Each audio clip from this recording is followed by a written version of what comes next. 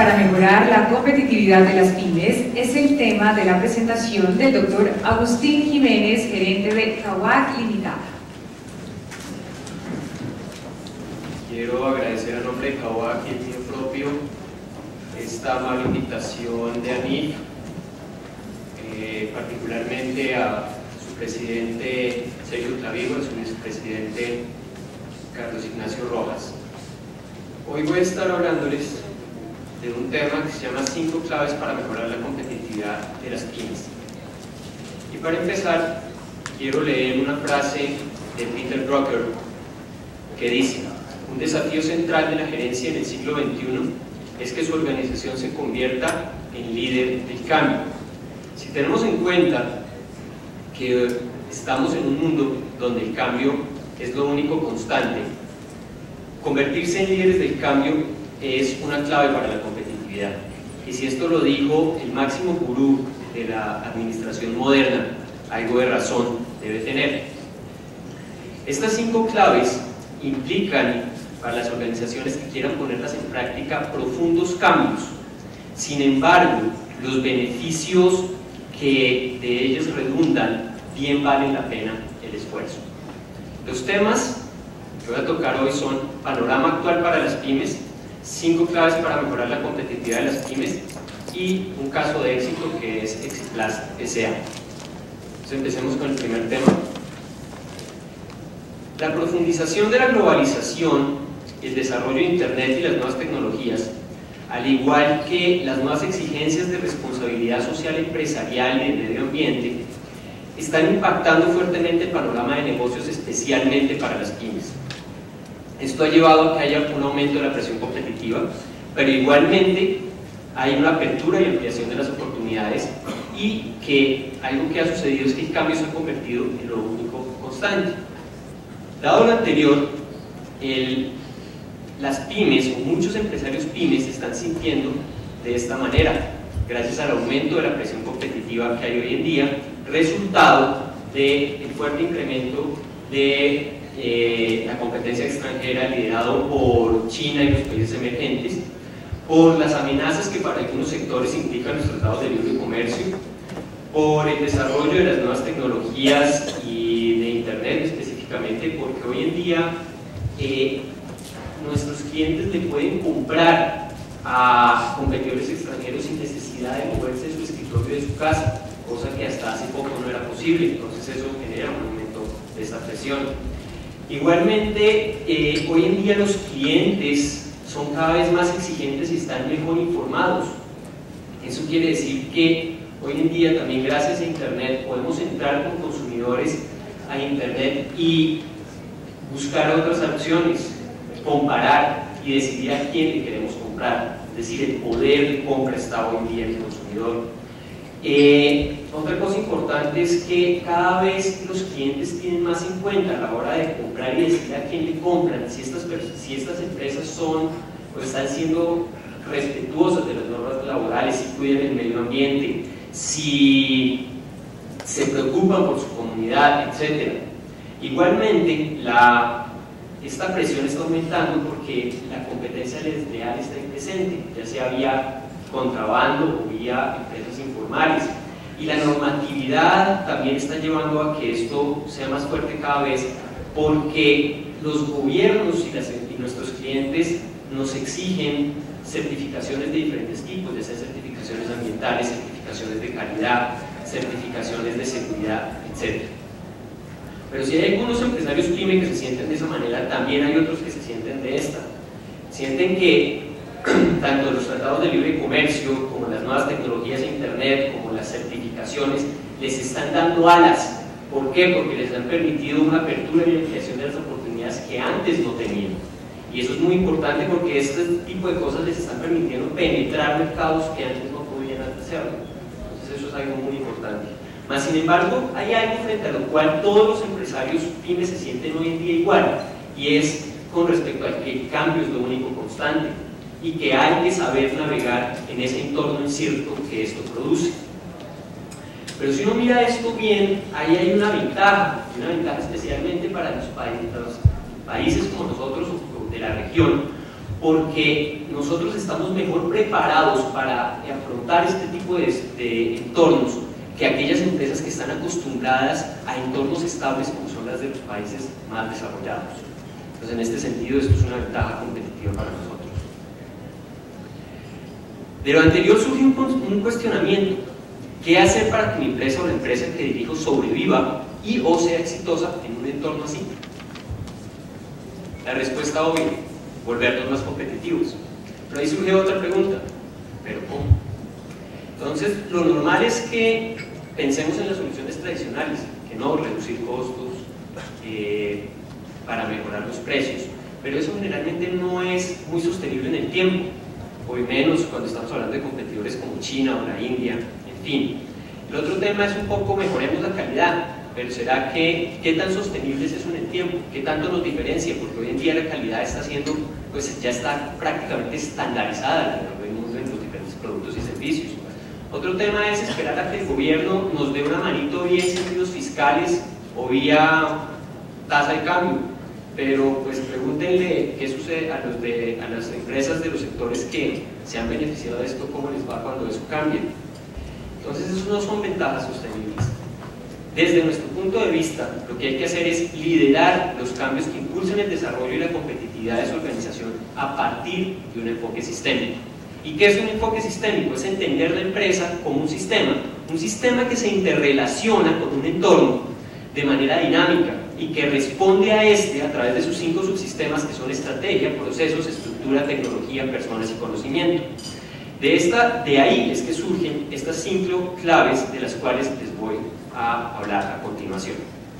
Entonces, la primera clave es enfoque y alineamiento estratégicos. La segunda, organización basada en procesos. La tercera, estructura liviana y flexible. La cuarta, la tecnología como catalizador de la competitividad. Y la quinta, gestión estratégica del talento humano y del conocimiento. El enfoque y el alineamiento estratégicos se dan cuando hay unos fundamentos estratégicos bien definidos que le dan dirección clara a la organización. Cuando hablo de fundamentos estratégicos estoy hablando de visión, prioridad cultural, misión, valores, competencia nuclear y objetivos estratégicos. Para que el alineamiento estratégico surja, hay que todos los miembros de una organización, todos sus colaboradores deben conocer, compartir y vivir los fundamentos estratégicos. Y esto es muy importante porque cuando esto es así, reina la confianza en la organización. ¿Por qué? Porque es que todas las personas cuando tienen la certeza de que las otras personas de la organización van a actuar con el criterio correcto para la organización y van a decidir de la misma manera. Entonces, eso es muy importante en ese sentido.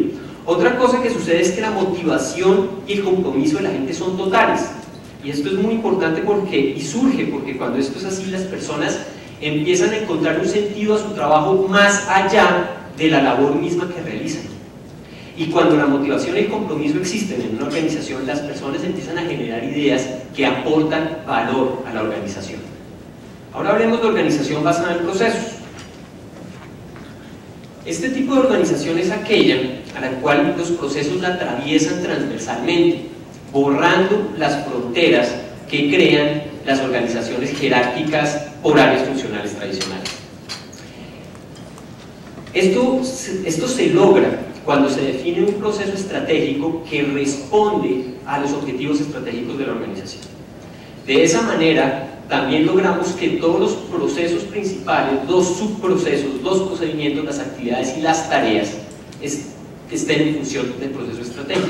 ¿Y qué es un proceso estratégico? Es simplemente si lo miramos de una manera simple, es esa descripción de la cadena de valor que está enfocada en cumplir con un objetivo estratégico. Uno podría hablar de un objetivo estratégico como satisfacción del cliente, o como innovación, o como facilidad para el cliente. Eso depende de cada organización define sus objetivos estratégicos.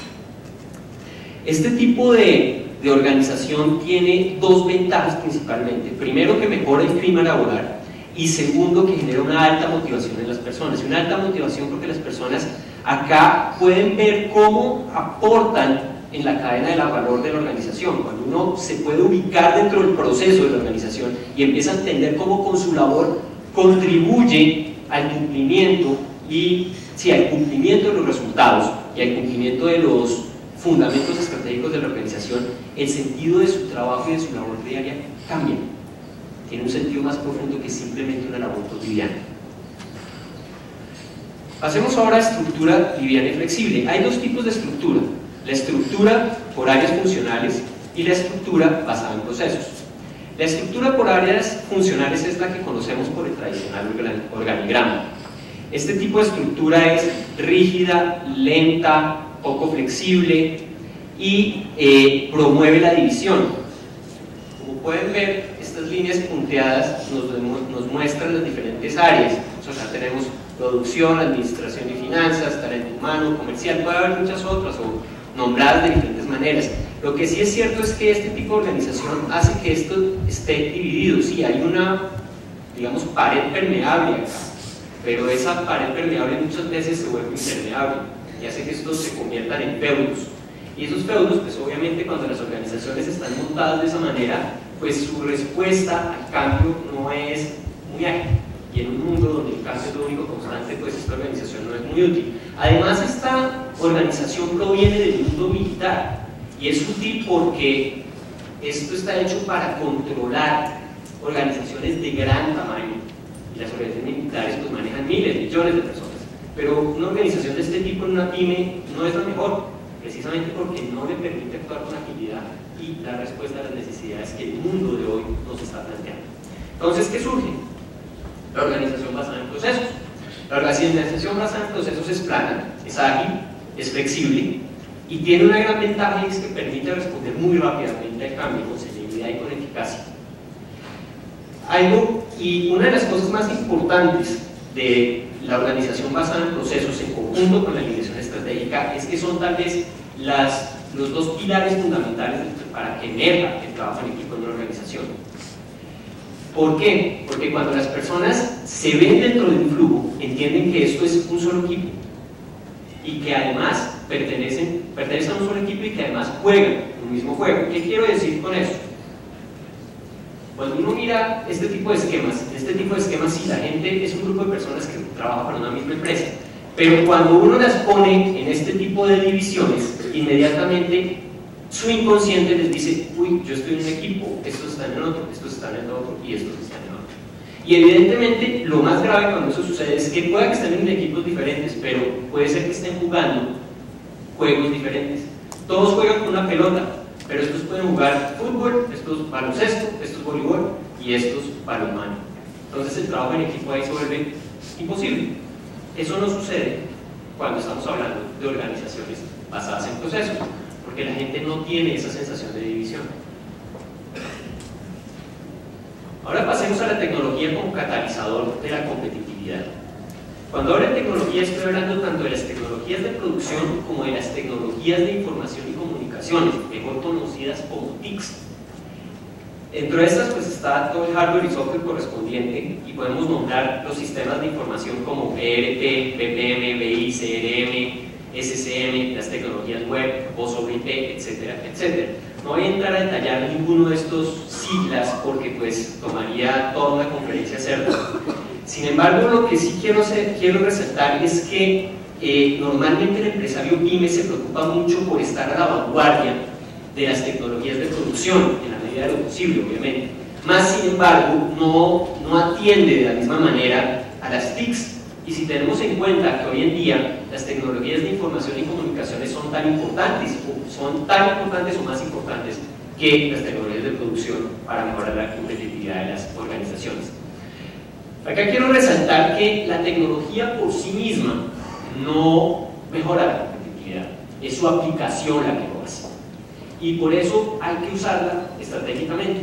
Y, por ejemplo, no es lo mismo cuando uno adquiere o cuando una empresa adquiere una solución para el manejo de las relaciones con sus clientes, o mejor conocida como CRM, para simplemente facilitarle la vida al gerente de ventas, que cuando lo hace para cumplir con un objetivo estratégico que podría ser satisfacción del cliente. Son dos intenciones muy distintas que producen resultados muy distintos. En el primer caso les aseguro que los resultados no van a ser muy diferentes de los que vienen obteniendo, mientras que en el segundo los resultados pueden ser impresionantemente mejores que los que ya se han logrado. Estamos en la era del conocimiento y como tal la gestión estratégica del talento humano y conocimiento son pilares de la competitividad hoy en día. En esta época realmente quienes agregan valor en una organización son las personas y como tal son el recurso más importante que tiene una organización y el más valioso. Valga la pena la frase de cajón porque lo que uno ve comúnmente es que eso no es así, ni se les trata de esa manera. Y para que esto sí se convierta en realidad, la gestión estratégica del talento humano es lo que permite que eso sea así.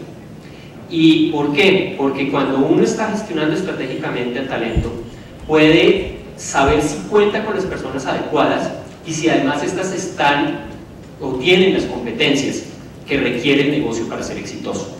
De esta manera podemos seleccionar, podemos inducir, podemos desarrollar y podemos retener la mejor gente para la organización. Igualmente, la gestión del conocimiento pues es vital hoy en día, si estamos en la era del conocimiento, evidentemente.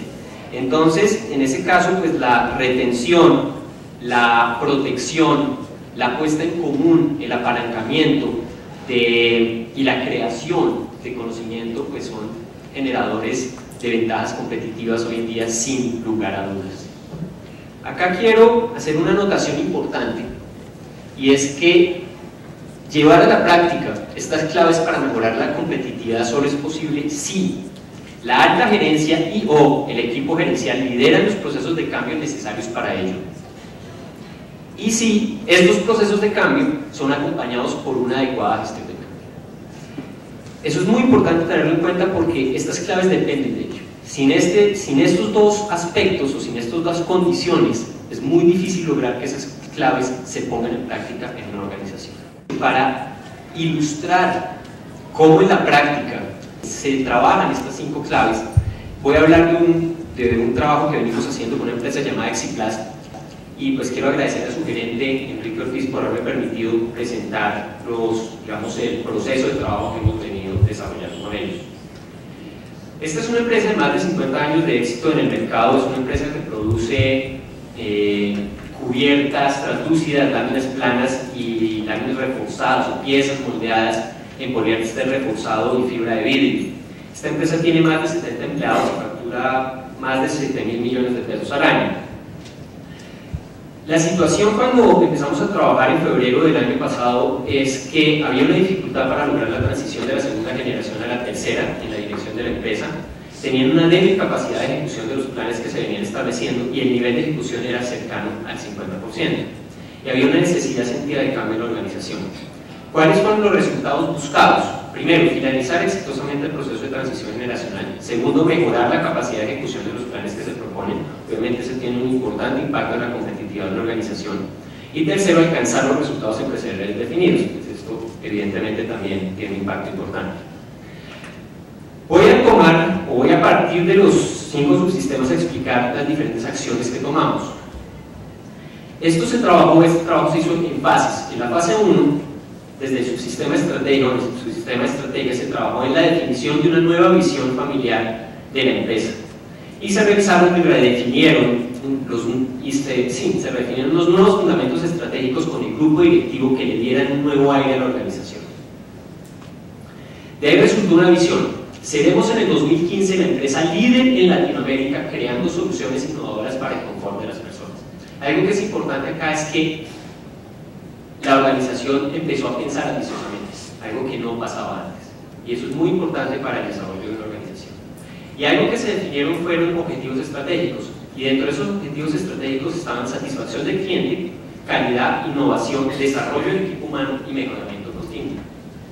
En términos de personas y conocimientos, se trabajó haciendo coaching con los miembros de la familia vinculados a la empresa para facilitar el proceso de transición generacional. Se documentaron los fundamentos estratégicos y la gestión del talento se empezó a realizar en consonancia con la nueva estrategia de la organización.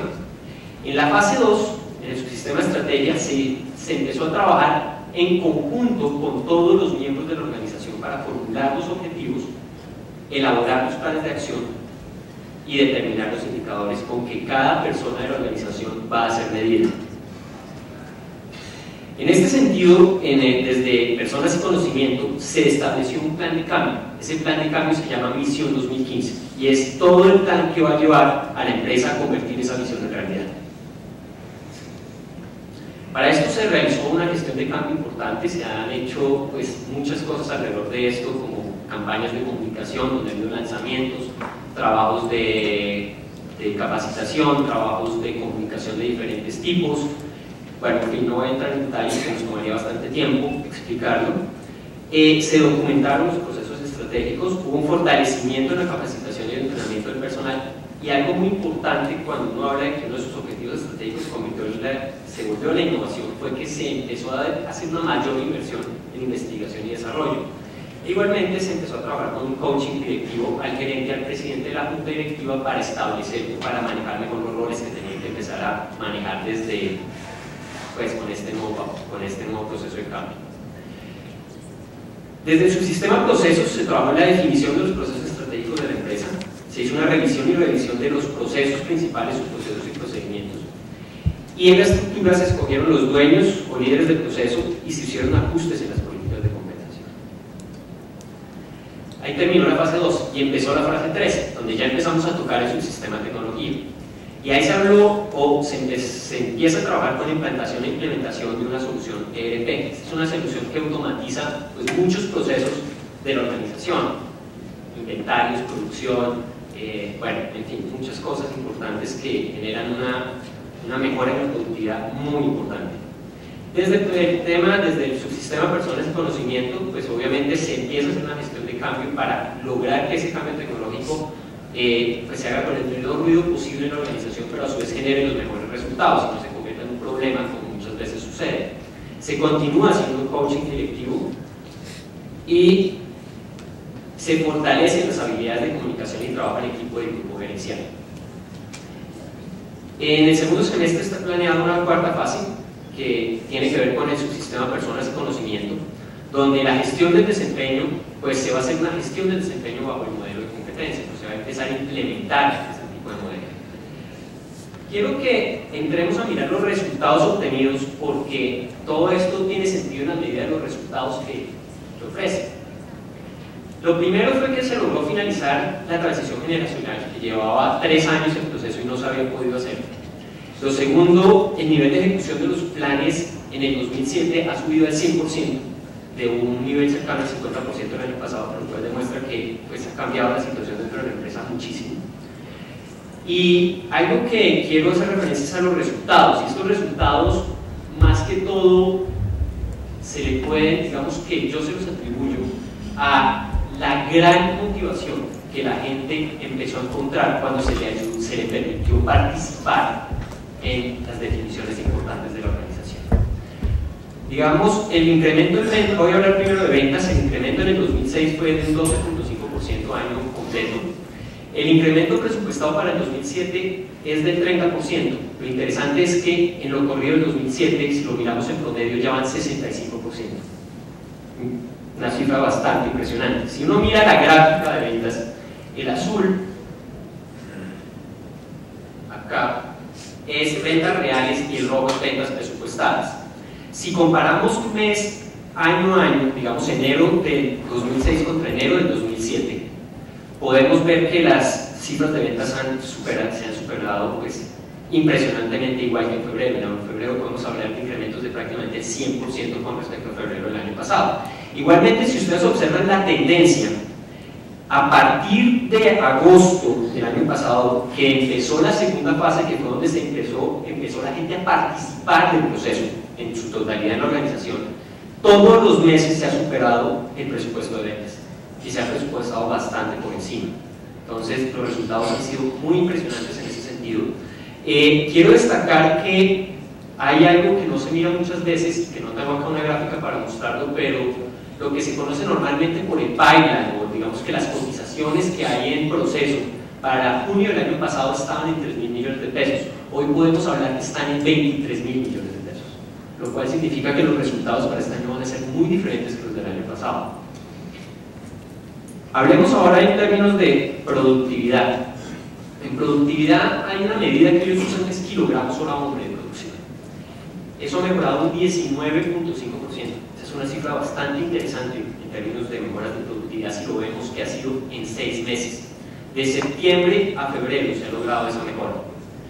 Si observamos el tema desde la reducción del porcentaje de desperdicio, ha habido una reducción del 86%. Eso es una cifra impresionante. Si lo vemos acá en la gráfica, eso ha sido también desde septiembre hasta febrero de este año. Empezamos en 17, un poco por encima del 17%, y ya estamos por debajo del 10%.